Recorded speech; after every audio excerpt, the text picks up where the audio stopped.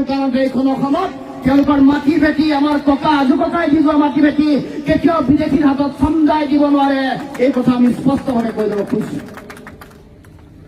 তেওঁলোকে ইতিমধ্যে আত্মসমৰ্পণ কৰিলে, ৰাইজে জানে। আঁঠু কাঢ়িলে দিল্লীৰ বহতীয়া হৈ জীয়াই আছে। দিল্লীৰ য়েছ বছ মানসিকতাৰে তেওঁলোকে কাম কাজ কৰিছে। তেওঁলোকৰ কাৰণে কেৱল মাত্ৰ দিছপুৰ আৰু দিল্লীৰ ক্ষমতা তেওঁলোকৰ মূল কথা। অসমৰ মানুহৰ ভৱিষ্যত, অসমৰ মানুহৰ ভাষা, কৃষ্টি সংস্কৃতি তেওঁলোকৰ কাৰণে চিন্তাৰ বিষয় নহয়। তাৰ প্ৰতি তেওঁলোকৰ দায়বদ্ধতা নাই, দায়বদ্ধতাৰ অভাৱ। আৰু সেইকাৰণে আমাৰ এই বীৰ শ্বহীদসকলৰ ত্যাগক তেওঁলোকে উপলুঙা কৰিছে। 5গৰাকীকৈ শ্বহীদ কা বিৰোধী আন্দোলন কৰিবৰ কাৰণে গৈ তেওঁলোকে জীৱনৰ সৰ্বোচ্চ ত্যাগ কৰিলে। আমাৰ 5গৰাকী মাতৃৰ বুকু সুদা হ'ল। কেৱল 5গৰাকী মাতৃৰে বুকু সুদা হোৱা নাই, সমগ্ৰ অসমৰ জনতাৰ, সংগ্ৰামী জনতাৰ বুকু সুদা কৰি থৈ গ'ল। আৰু সমগ্ৰ অসমৰ জনতাই এই যিটো অন্যায়, এইটো যিটো তেওঁলোকৰ স্বৈৰতান্ত্ৰিক যিটো মানসিকতা, ফেচিষ্ট মানসিকতাৰে কেনেকৈ নিৰীহ যুৱকক শূন্য দূৰত্বৰ পৰা গুলিয়াই হত্যা কৰিব পাৰে, কেনেকৈ নিৰীহ মানুহক অত্যাচাৰ কৰিব পাৰে, বেত্ৰাঘাত কৰিব পাৰে, সেই ঘটনা অসমৰ ৰাইজে দেখিছে। গতিকে মই গহপুৰবাসী ৰাইজক মই আহ্বান জনাব খুজিছো যে এই বীৰ শ্বহীদসকলৰ যি ত্যাগ, এই ত্যাগক আমি অথলৈ যাব দিব নালাগিব। আৰু আমিও ক'ব খুজিছো, আমি অসম জাতীয় পৰিষদে আপোনালোকৰ লগত স্পষ্টকৈ ক'ব খুজিছো, এই মহান বীৰ শ্বহীদসকলৰ ত্যাগক, তেওঁলোকৰ যি ত্যাগ আৰু তেওঁলোকৰ যি তেজ অসমৰ জাতীয় জীৱনৰ কাৰণে এৰি থৈ গ'ল, তাক কেতিয়াও কোনো কাৰণতে আমি অথলৈ যাবলৈ নিদিওঁ, এই কথা স্পষ্ট। বীৰ শ্বহীদসকলৰ ত্যাগে মূল্য পাব লাগিব। শ্বহীদসকলৰ ত্যাগৰ প্ৰকৃত মূল্যায়ন কৰিবৰ কাৰণে আমি সকলো বদ্ধপৰিকৰ। গতিকে আহক ৰাইজ, আমি সকলোৱে একৈশত এখন জাতীয় চৰকাৰ গঠন কৰিবৰ কাৰণে সকলোৱে সংকল্প গ্ৰহণ কৰো, অংগীকাৰবদ্ধ হওঁ। এইখন অসমৰ পৰা সাম্প্ৰদায়িকতাৰ বিষবাষ্প পুলিয়ে পোখাই উৎখাত কৰি যি শক্তিয়ে অসমৰ জাতীয় জীৱনক ধ্বংসৰ মুখলৈ ঠেলি দিব খুজিছে, হিন্দু মুছলমানৰ নামত সাম্প্ৰদায়িকতাৰ বিষবাষ্প এৰি দিব খুজিছে, জাতি ধ্বংসী এখন আইন আনি আমাৰ ৰাজনৈতিক সামাজিক ভৱিষ্যত ধ্বংসৰ মুখলৈ ঠেলি দিব খুজিছে, আমাৰ ভাষা, আমাৰ কৃষ্টি, আমাৰ সংস্কৃতিক নিশেষ কৰাৰ ষড়যন্ত্ৰত লিপ্ত হৈছে, সেই বিজেপি দল আৰু বিজেপি চৰকাৰক অসমৰ মাটিৰ পৰা পুনে পোখাই উৎখাত কৰিবৰ কাৰণে গহপুৰবাসী ৰাইজে সংকল্প গ্ৰহণ কৰিব লাগিব। গতিকে আহক ৰাইজ, সময় সমাগত, 21ত নিৰ্বাচন, হাতত সময় নাই। ৰাতিৰ ভিতৰেৰে লাচিতে গড় বন্ধাৰ দৰে ৰাইজে গড় বান্ধিব লাগিব। এই সমষ্টিৰ চুকে কোণে, গাঁৱে ভূঞে সাংগঠনিক সম্প্ৰসাৰণ কৰিবৰ কাৰণে ইতিমধ্যে ৰাইজে এই অঞ্চলৰ যিসকল দায়িত্বত আছে তেওঁলোকে কাম কাজ কৰি আছে। আপোনালোকে সহায় সহযোগিতা আগবঢ়াওক। প্ৰান্তে প্ৰান্তে বুথৰ কমিটিসমূহ হৰতংগ সুন্দৰ কৰক। বুথ লেভেলত মহিলা জাতীয় শক্তি, জাতীয় মহিলা শক্তি, জাতীয় যুৱ শক্তি সকলো অতি পৰিকল্পিত ৰূপত গঢ়ি তুলিছে। আপোনালোকে ইয়াক অতি শক্তিশালী ৰূপত আগবঢ়াই লৈ যাবৰ কাৰণে সকলোৱে প্ৰয়াস কৰক, প্ৰচেষ্টা হাতত লওক। আৰু 21ত এই জাতীয়তাবাদৰ যি সমষ্টি, জাতীয়তাবাদৰ বৰ ভেটি বহুদিনৰ পৰা গঢ় লৈ উঠিছিল, এই গহপুৰত পুনৰবাৰ জাতীয়তাবাদৰ নীলিম পতাকা আকাশত সগৌৰৱে উত্তোলন কৰিবৰ কাৰণে এই অঞ্চলৰ ৰাইজে 21ত EVM মেচিনত তেওঁলোকে জাতীয়তাবাদৰ পক্ষত মতদান কৰিব, ভোটদান কৰিব। গতিকে মই দীঘলীয়া কথা নকওঁ। প্ৰলোভনৰ ৰাজনীতি চলিছে, আপোনালোকে সকলোৱে দেখিছে। প্ৰলোভন চলিব, বিভাজনৰ ৰাজনীতি চলিব, হিন্দু মুছলমানৰ ৰাজনীতি ইতিমধ্যে চলি আছে। 35% মুছলমানৰ ভোট নালাগে বুলি কৈছে। বিভিন্ন জাতি জনগোষ্ঠীসমূহক ভাগ ভাগ কৰিবৰ কাৰণে উঠি পৰি লাগিছে।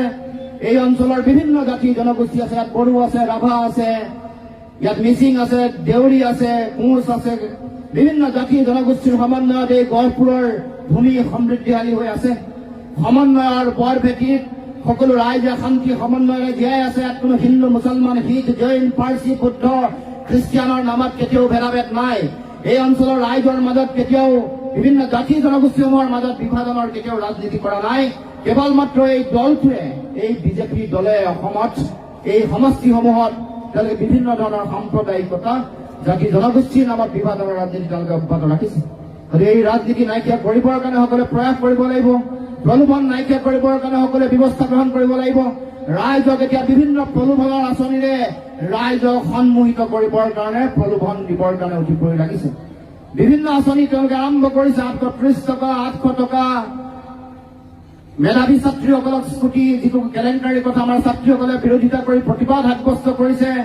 বিবাহ উপযুক্ত ছোৱালীক তেওঁলোকৰ কাণত পিন্ধিবৰ কাৰণে ফোন, এইবোৰ বিভিন্ন আঁচনি, বিনামূলীয়া লেপটপ, অৰুণোদয় আঁচনি, স্বয়ং আঁচনি, বিনামূলীয়া চাউল, এইবোৰ বিভিন্ন আঁচনি আপোনালোকক চাহ জনগোষ্ঠীয় ৰাইজক, শ্ৰমিকসকলক 5,000 টকা, 3,000 টকা, কৃষকসকলক 7,000 টকা, বিধৱা মহিলাক 800 টকা, এইবোৰ বিভিন্ন আঁচনিৰ ধনেৰে অসমৰ ৰাইজৰ পৰা ভোট ল'বৰ কাৰণে চৰকাৰ উঠি পৰি লাগিছে। কিন্তু মনত ৰাখিব ৰাইজ, যি আঁচনি দিয়ে, যি ধন দিয়ে, সকলো ল'বৰ কাৰণে এইবোৰ টকা পইচা নৰেন্দ্ৰ মোদী ডাঙৰীয়াৰ টকা পইচা নহয়, এইবোৰ অমিত শ্বাহ ডাঙৰীয়াৰ টকা পইচা নহয়, এইবোৰ তেওঁলোকৰ বিজেপি দলে তেওঁলোকে বিভিন্ন প্ৰান্তৰ পৰা চান্দা সংগ্ৰহ কৰি দিয়া টকা পইচা নহয়। এয়া সৰ্বানন্দ সোণোৱালৰ তেওঁলোকে নিজে ছেভিং কৰি থকা ধনৰ ইণ্টাৰেষ্টে আপোনালোকক এই আঁচনিৰ ধন দিয়া নাই।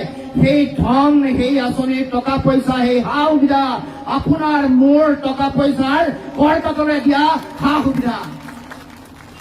আপুনি মই নিজৰ কষ্ট কৰি নিজে নিজৰ মাটিৰ ঘাম, নিজৰ শৰীৰৰ ঘাম মাটিত পেলাই, নিজৰ তেজ পানী কৰি আমি ঘটা টকাৰ কৰ কাটল খাজানাৰ ধনেৰে আপোনাক মোক 830 টকা দিছে, আপোনাক মোক 800 টকা দিছে। গতিকে ৰাইজ, আপোনালোকে যি দিয়ে তাকে ল'ব, কিন্তু মনত ৰাখিব, দান দিলে দান ল'ব, কিন্তু নিজৰ মগজক বিক্ৰী নকৰিব, নিজৰ বিবেকক বিক্ৰী নকৰিব।